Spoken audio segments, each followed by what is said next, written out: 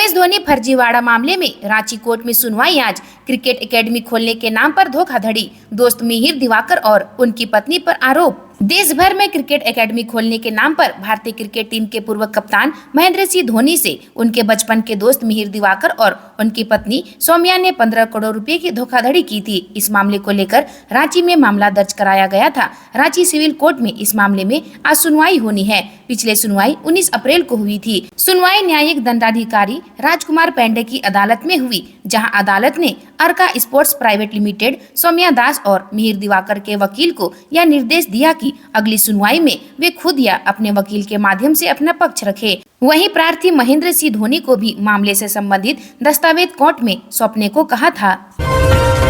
झारखंड के 10 जिलों में पारा 40 डिग्री के पार, 5 जिलों में आज हीट वेव का अलर्ट। 6 मई को बारिश की संभावना। झारखंड इस समय भीषण गर्मी की चपेट में है। हालांकि 2 दिन पहले तापमान में हल्की गिरावट आई थी, लेकिन अब एक बार फिर तापमान बढ़ने लगा है। प्रदेश के 10 जिलों का तापमान 40 के पार पहुंच चुका है। मौसम विभाग ने आज झारखंड के 5 जिलों में हीट वेव का अलर्ट जारी किया है, जिसमें सरायकेला खरसावां, पूर्वी सिंहभूम, पश्चिमी सिंहभूम, पाकुड़ और गोड्डा शामिल है। इन जिलों में तापमान भी 40 डिग्री के आंकड़े को पार कर रहा है। 5 मई को भी राज्य के 11 जिलों में हीट वेव के आसार हैं, जिसे लेकर मौसम विभाग ने पहले ही सतर्क रहने की अपील की है। इनमें सरायकेला खरसावां, पूर्वी सिंहभूम, पश्चिमी सिंहभूम, बोकारो, धनबाद, जामताड़ा, देवघर, दुमका, साहिबगंज, पाकुड़ और गोड्डा जैसे शहर शामिल हैं।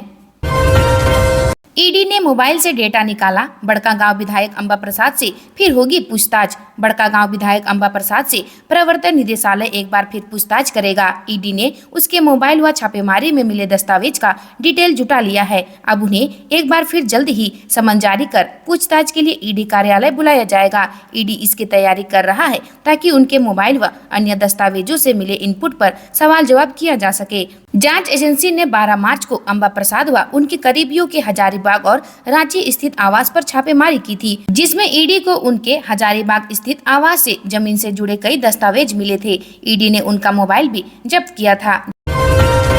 पुलिस कस्टडी में चाचा के श्राद्ध कर्म में शामिल होंगे हेमंत। मीडिया से बातचीत करने पर रोक होगी। झारखंड हाई कोर्ट से पूर्व सीएम हेमंत सोरेन की बड़ी राहत मिली है। जस्टिस रोंगन मुखोपाध्याय की कोर्ट ने शुक्रवार को उन्हें अपने चाचा के श्राद्ध कर्म में 6 मई को कुछ शर्तों के साथ शामिल होने की अनुमति दे दी है। झारखंड हाई कोर्ट के अधिवक्ता धीरज कुमार ने कहा कि हाई कोर्ट ने हेमंत सोरेन की औपबंधिक जमानत याचिका खारिज कर दी। उन्हें पुलिस कस्टडी में ही 6 मई को श्राद्ध कर्म में शामिल होने को कहा गया है। इस दौरान वे न तो मीडिया से बातचीत कर सकेंगे और न ही किसी प्रकार का राजनीतिक भाषण दे सकेंगे। उल्लेखनीय है कि 31 जनवरी को ईडी ने उन्हें जमीन घोटाला मामले में पूछताछ के बाद गिरफ्तार कर लिया था। इससे पहले ईडी की विशेष कोर्ट ने हेमंत सोरेन की औपबंधिक जमानत याचिका खारिज कर दी थी। उन्होंने कोर्ट से अपने चाचा के निधन पर जमानत याचिका दायर कर श्राद्ध कर्म में शामिल होने की इजाजत मांगी थी। इसके बाद उन्होंने हाईकोर्ट में याचिका दायर की थी। बैलगाड़ी से नामांकन करने आए निर्दलीय अभिषेक, प्रस्तावक भी बैलगाड़ी पर। सभी बोले प्रदूषण और तेल की बढ़ती कीमत पर लगाम लगाना जरूरी। हजारीबाग में नामांकन की अंतिम तिथि पर निर्दलीय प्रत्याशी अभिषेक कुमार बैलगाड़ी से पहुंचे, जबकि उनके प्रस्तावक और समर्थक भी अलग दूसरे बैलगाड़ी पर सवार थे। आमतौर पर उम्मीदवार बड़ी बड़ी गाड़ी, जुलूस, रोड शो करते हुए नामांकन करते हैं, लेकिन हजारीबाग में एक निर्दलीय प्रत्याशी अभिषेक बैलगाड़ी पर सवार होकर नामांकन करने के लिए पहुंच गए। यह नजारा देखकर हर एक व्यक्ति बैलगाड़ी के साथ उनकी तस्वीर भी अपने मोबाइल में कैद करता हुआ दिखा। उम्मीदवार और प्रस्तावक दोनों ने कहा, प्रदूषण और तेल की महंगाई पर लगाम लगाना जरूरी है, इसलिए हम बैलगाड़ी पर सवार होकर नामांकन करने पहुंचे हैं। पहले तो समाहरणालय परिसर के बाहर ही उसे रोक दिया गया। मुख्य द्वार पर मौजूद पदाधिकारी ने जानकारी अपने से ऊपर के पदाधिकारी को दी। इसके बाद उसे अंदर आने की इजाजत दी गई। पहली बार समाहरणालय परिसर में बैलगाड़ी अंदर आते देख हर एक आमोखास अचंभित हो गए। जब निर्दलीय प्रत्याशी अभिषेक से पूछा गया कि आप बैलगाड़ी से क्यों आए हैं, तो उन्होंने कहा कि महंगाई चरम पर है और प्रदूषण फैलता जा रहा है। ऐसे में कोशिश की जा रही है कि लोगों को संदेश भी दिया जाए कि वो चुनाव के दौरान बड़े बड़े वाहनों का उपयोग न करे। इस बार अभिषेक महंगाई, स्वास्थ्य और रोजगार के मुद्दों को लेकर आम जनता से वोट मांगेगा।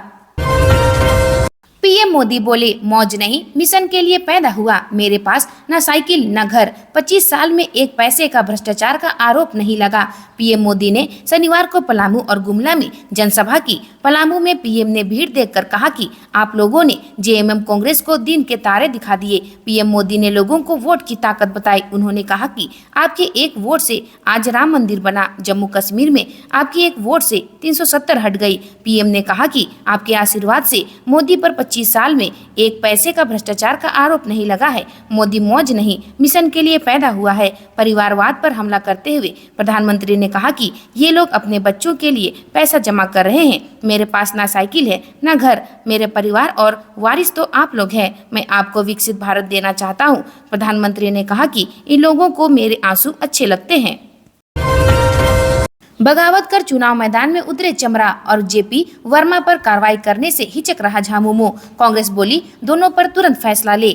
बिशुनपुर से झामुमो विधायक चमरा लिंडा और गांडे के पूर्व विधायक जयप्रकाश वर्मा पार्टी से बगावत करके लोकसभा चुनाव में उतर गए हैं। चमरा ने लोहरदगा और वर्मा कोडरमा से खड़े हैं। इसके बावजूद पार्टी चुप है। लोहरदगा में चमरा लिंडा इंडे गठबंधन के प्रत्याशी कांग्रेस के सुखदेव भगत के खिलाफ चुनाव प्रचार कर रहे हैं, जबकि वर्मा कोडरमा में इंडी गठबंधन की ओर से चुनाव लड़ रहे भाकपा माले के प्रत्याशी विनोद सिंह के खिलाफ वोट मांग रहे हैं। वर्मा गांडे विधानसभा उपचुनाव में झामुमो के प्रत्याशी कल्पना सोरेन के खिलाफ भाजपा प्रत्याशी दिलीप वर्मा का समर्थन भी कर रहे हैं, पर चुनाव में नुकसान उठाने के डर से पार्टी इन पर कार्रवाई करने से हिचक रही है।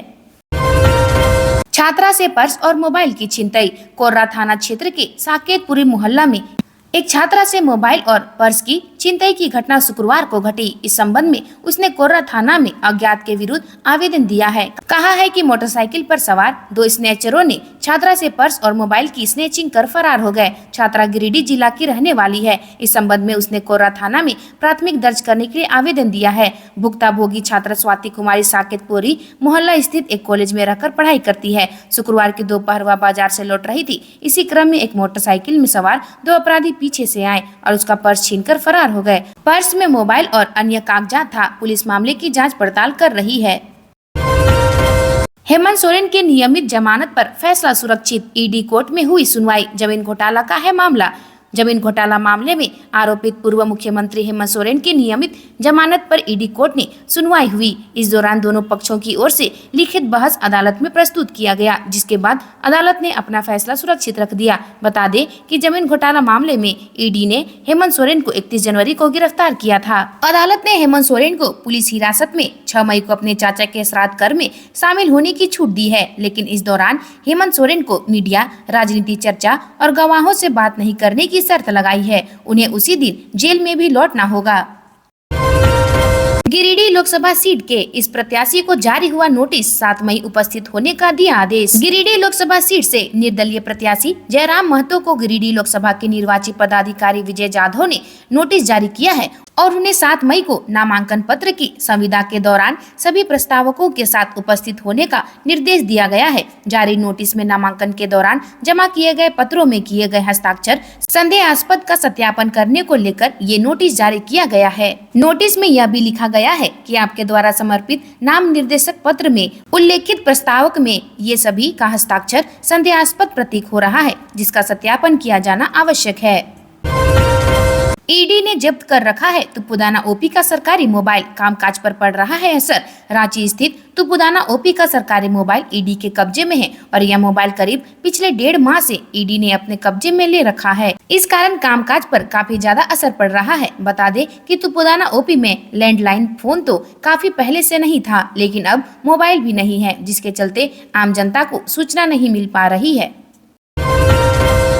चुनाव में सुरक्षा बल के जवानों की सुरक्षा व स्वास्थ्य का रखा जाएगा विशेष ध्यान। मिलेगा सत्तू, प्याज और नींबू व कच्चा आम। लोकसभा चुनाव को लेकर राज्य के सभी जिले में पुलिस कर्मियों की प्रतिनियुक्ति प्रक्रिया शुरू हो गई है और पुलिस मुख्यालय ने चुनाव ड्यूटी करने वाले सुरक्षा बल के जवानों का विशेष ध्यान रखने का निर्देश दिया है। पुलिस उप महानिरीक्षक चुनाव कोसांग ने सुरक्षा बलों की प्रतिनियुक्ति से पूर्व राज्य भर की पुलिस को 7 बिंदुओं पर दिशा निर्देश जारी किए हैं। जवानों के भोजन और पानी की ठोस व्यवस्था के साथ रहने व जरूरत के हिसाब से इलाज की भी पूरी व्यवस्था हर जिले में होनी चाहिए। मुख्यालय ने गर्मी को देखते हुए सुरक्षा कर्मियों के लिए पूरी सावधानी बरतने के लिए कहा है।